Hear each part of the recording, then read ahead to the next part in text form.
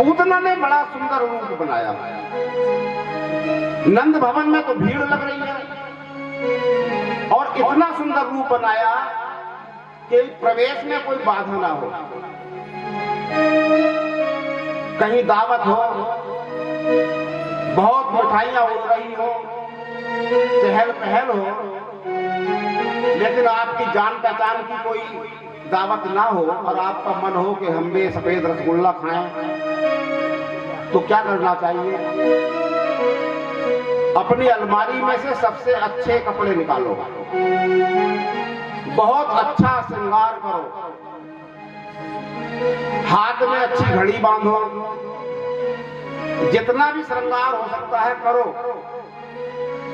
और टेंट में घुस जाओ। लड़के वाला समझेगा लड़की वाले की ओर से आया है, लड़की वाला समझेगा लड़के वाले की ओर से आया है। प्लेट उठाओ, काम शुरू कर दो। बस एक बात का ध्यान रखना चाहिए, कोई पूछ ले कि आप किस पक्ष से आए हैं, और अगर कहीं वो शादी न होकर किसी की आरष्टी हुई और आपने कहा हम लड़के वाले की ओर से आए हैं, तो आपके सामने धर्म संकट हो सकता है।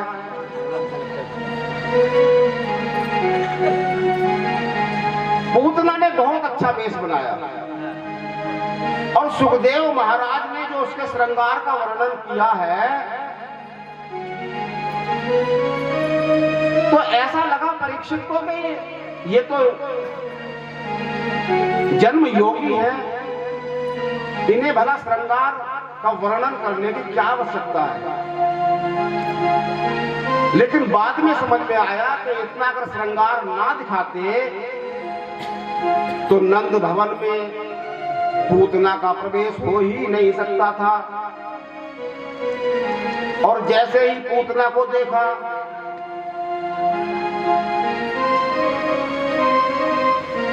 कानों के कुंडल 2-2.5 इंच के, लिखा है भागवत में। ये जो बटन जैसे अब पहन लेती हैं बहन बेटियां, ये कुंडल नहीं होते। जो हिले ना, गर्दन हिले और कुंडल ना हिले, वो कुंडल नहीं होते। श्रृंगार का तो बहुत वर्णन किया और उसके लिए रास्ता बनता चला गया कि ये तो कोई वीआईपी है। सखियां गोपियां कहने लगी बहना ये मथुरा से आई होगी, किसी राजघराने की होगी। कोई बोली ये तो बड़ी धनी अमीर लगती है। और उसने देखा यशोदा रोहिणी तो खातिरदारी में लग रही है, आओ बहना बैठो आओ। और पूतना ने देखा कि 6 दिन के कान्हा अपने पैर का अंगूठा मुंह में चूस रहे हैं। यशोदा से बोली अरे बहना तुझे कुछ होश है भी ना? पर तुझे क्या होश है, वो बुढ़ापे में लाला जलो है। तू जाने इसे ये भूखा मेहमानों की खातिर में लग रही है और लाला भूखो पड़ो है। लाला भूखे नहीं थे, लेकिन लाला ने देख लिया था कि मौसी आ गई है और मौसी सबको प्यारी होती है। मामा की बहन क्या लगेगी? क्या होती है मामा की बहन? और कान्हा को उसने गोद में उठाया और जब गोद में उठाया तो उसका प्रभाव ऐसा था कि यशोदा बहुत सीधी थी बेचारी। यशोदा की उम्र लगभग 75 वर्ष है, नंद बाबा से 5 वर्ष बड़ी है। तो आचार्य अनुमान करते हैं कि नंद बाबा भी 70 के रहे होंगे। पत्नी 1-2 साल बड़ी ही होनी चाहिए। बड़ी बहू बड़ा भाग। कभी कभी ऐसा समय आए आ सकता है कि पत्नी की चरण सेवा करनी पड़ जाए, तो कम से कम ये भाव तो रहेगा, चलो कोई बात नहीं, बड़ी है हमसे।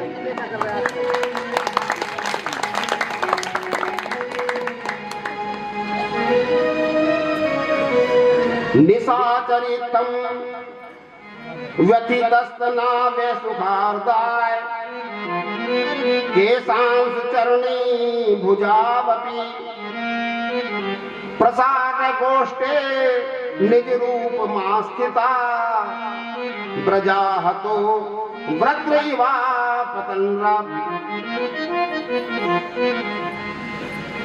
पूतना ने अपना दूध पिलाया, वो इसलिए पिलाया कि वे अपने वक्ष स्थल पर बहुत तीव्र कालकूट विष लगाकर आई, और विष, लेकिन जब कान्हा ने देखा कि मौसी आई है तो अपने दोनों नेत्र बंद कर लिए। आचार्य कहते हैं कि कन्हैया ने नेत्र बंद क्यों किए?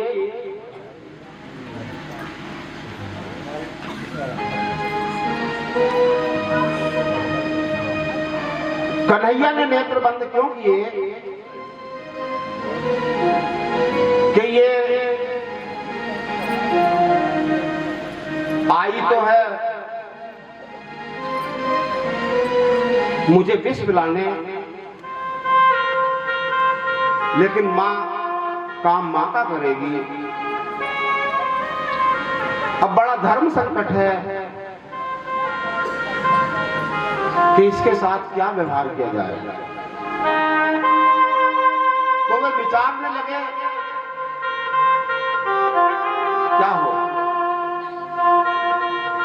दूसरा कारण ये बताया नेत्र बंद करने का,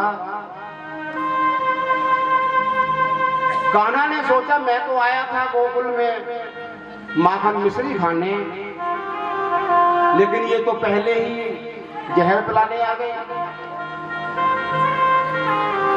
तीसरा कारण ये बताया कि जहर तो देवादिदेव महादेव ही पी सकते हैं, उन्हें अभ्यास है, तो महादेव का आह्वान करने लगे। अगला कारण ये बताया कि भगवान के नेत्र जहां पड़ जाए दृष्टि, वहां माया नहीं ठहरती, और ये तो मायावी रूप पर लेकर आई है। यदि मैंने इस पर दृष्टि डाली तो इसका भेद खुल जाएगा और लीला पूरी नहीं हो पाएगी। अनेकानेक कारण आचार्य बताते हैं, लेकिन पूतना यशोदा तो काम में लगी रही और पूतना कान्हा को लेकर अपना दूध पिलाने लगी, और जैसे ही दूध पिलाना शुरू किया तो कान्हा ने उसके प्राण खींचने शुरू कर दिए, और जैसे ही प्राण खींचे तो उसने झटका दिया, छोड़ छोड़, लेकिन कान्हा ने नहीं छोड़ा। बहुत चिल्लाकर कहा और बाहर को दौड़ लगा दी और अपने वास्तविक रूप में आ गई, और बहुत बहुत तेज तेज बोल रही है, कान्हा छोड़ छोड़ छोड़। लेकिन कान्हा ने कहा मौसी मेरी यही तो कमी है, मैं जिसे पकड़ लेता हूं फिर उसे छोड़ता नहीं। मैं पकड़ना ही जानू मौसी, छोड़ना नहीं जानता। और कहते हैं संत भागवतकार कहते हैं कि उसका इतना विशाल शरीर हो गया कि जब वो गिरी तो 6 कोस तक के पेड़ टूट गए। उसका शरीर 6 कोस के विस्तार का हो गया।